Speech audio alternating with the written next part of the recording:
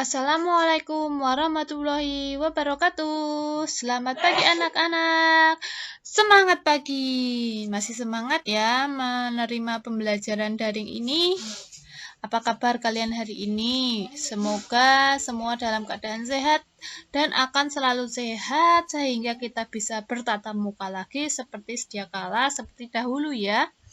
Pada kesempatan ini kita akan memasuki tema 3 subtema 4, pembelajaran yang kedua.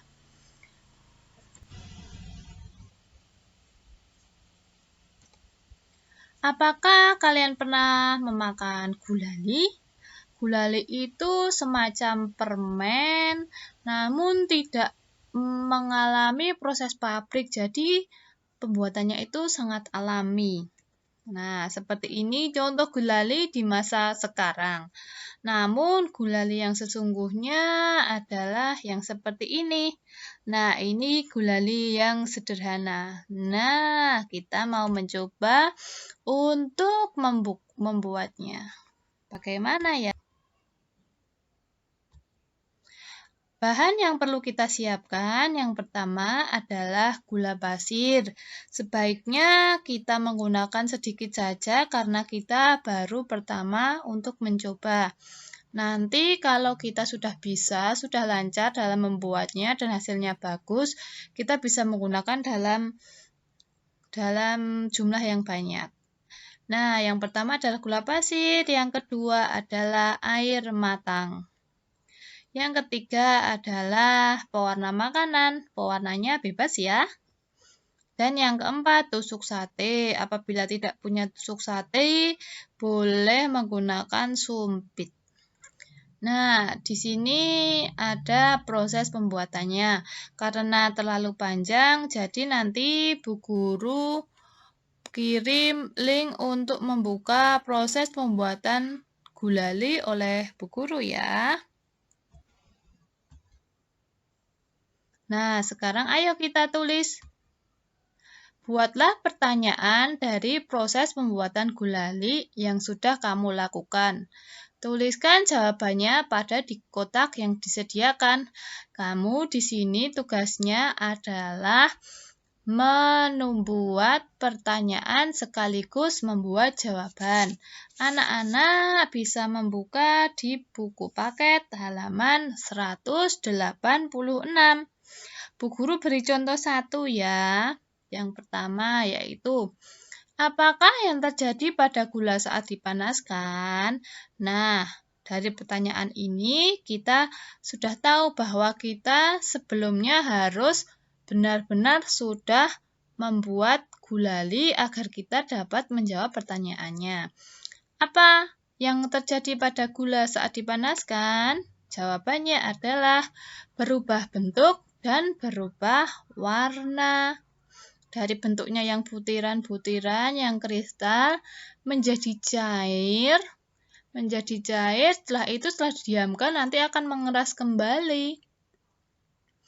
Nah, perlu anak-anak ketahui atau anak-anak ingat bahwa kalimatannya diawali dengan kata tanya. Ada 6 kata tanya ya, yaitu apa, siapa, mengapa, berapa, di mana, dan bagaimana. Kalian juga bisa menambahkan kah di belakang kata tersebut. Contohnya apakah. Nah, silahkan anak-anak kerjakan dari nomor 2 sampai nomor 5. Apabila sudah, anak-anak bisa melihat di halaman 180. Yang ayo mengamati. Nah, seperti ini. Kamu sudah melakukan dan mencermati cara membuat gulali. Sekarang tuliskan perubahan wujud yang terjadi selama pembuatan gulali. Tuliskan contohnya. Nah, kita ada banyak sekali perubahan wujud pada saat membuat gulali tadi ya. Contohnya, Bu Guru beri contoh 1. Ketika gula dipanaskan, butiran kristal tidak ada lagi. Nah, dari butiran-butiran itu menyatu menjadi cair atau menjadi benda cair. Namanya adalah mencair. Nah, yang selanjutnya anak-anak bisa menjawabnya sendiri. Boleh lebih dari 3 apabila anak-anak menemukan perubahan-perubahan yang terjadi ya. Sekarang kita akan belajar tentang sikap bersatu. Apakah anak-anak tahu arti dari sikap bersatu? Nah, kalau belum tahu, anak-anak bisa mendengarkan penjelasan dari Bu Guru. Di layar ada sebuah peta Indonesia. Indonesia merupakan negara yang kaya akan budaya-budaya yang beragam. Indonesia terdiri atas pulau-pulau dari Sabang sampai Merauke. Sabang itu ada di Aceh dan Merauke ada di Papua. Tentunya juga memiliki budaya maupun tradisi yang berbeda-beda di setiap tempatnya. Namun, keberagaman tidak seharusnya menimbulkan permasalahan dalam negara ini. Sebaliknya, keberagaman yang ada di Indonesia seharusnya dapat mempererat hubungan antar masyarakat satu dengan yang lain. Sama seperti semboyan nasional yang berbunyi Bhinneka Tunggal Ika yang artinya berbeda-beda tetap satu. Kita harus menjaga persatuan dan kesatuan negara meskipun kita datang dari latar belakang yang beragam. Persatuan dan kesatuan dapat dilatih mulai dari lingkungan terdekat, yaitu lingkungan rumah dan sekolah. Nah, dari penjelasan Bu Guru, apakah anak-anak bisa mengambil kesimpulan apa yang dimaksud dengan sikap bersatu itu? Nah, coba dicatat agar kita bisa menambah ilmu kita ya.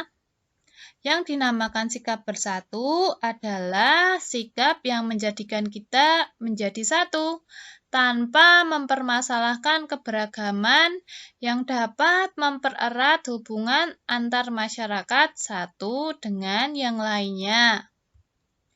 Contoh sikap bersatu yaitu kita bisa mulai dari lingkungan rumah dan lingkungan sekolah.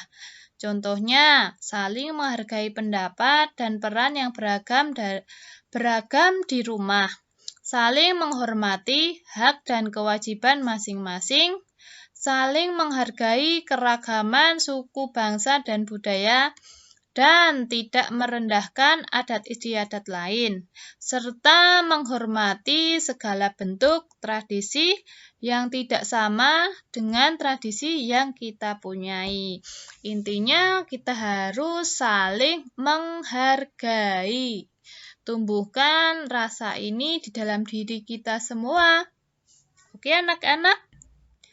Nah, sekarang kita mau melihat atau mendengarkan cerita dari Edo. Di sini ada Edo dan adiknya sedang merapikan tempat tidur.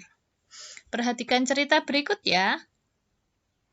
Namanya Edo. Edo bersekolah di SD Nusantara.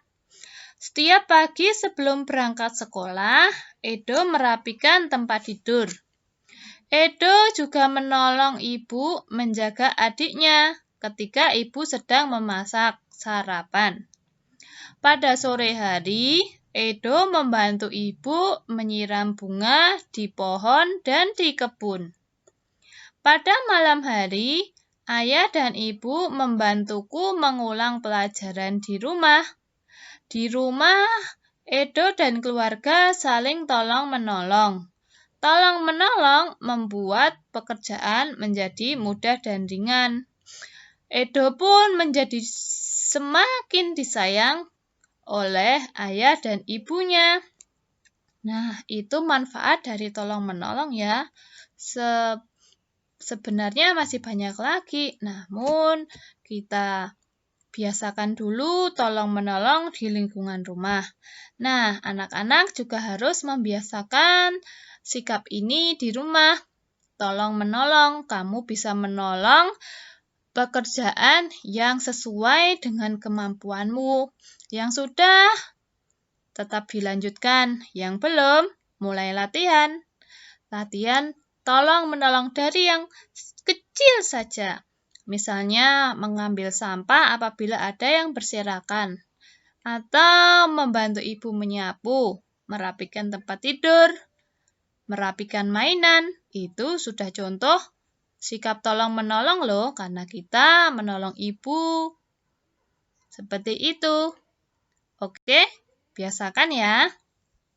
Materi yang terakhir yaitu persatuan dalam permainan. Persatuan akan membuat segala sesuatu menjadi mudah dan indah. Bersatu tidak hanya di rumah, namun bersatu juga dapat dilakukan saat sedang olahraga. Contoh olahraga ini adalah sepak bola. Nah, kita harus bersatu untuk mencapai gawangnya.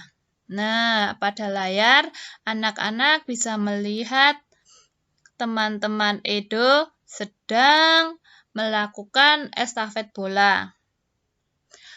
Nah, dalam estafet bola ini, teknik dasarnya adalah menggiring bola.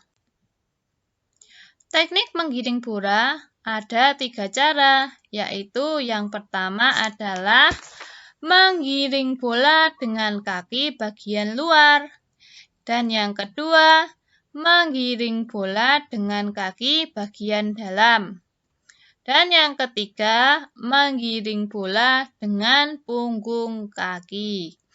Untuk penjelasan lebih dalamnya, anak-anak akan diberikan materi oleh guru PJOK kalian, yaitu Pak Yudi.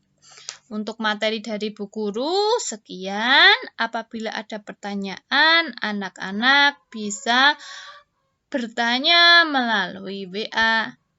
Sekian dari Bu Guru, semoga bermanfaat. Jangan lupa jaga kesehatan, selalu berdoa, selalu beribadah, jangan sampai bolong-bolong.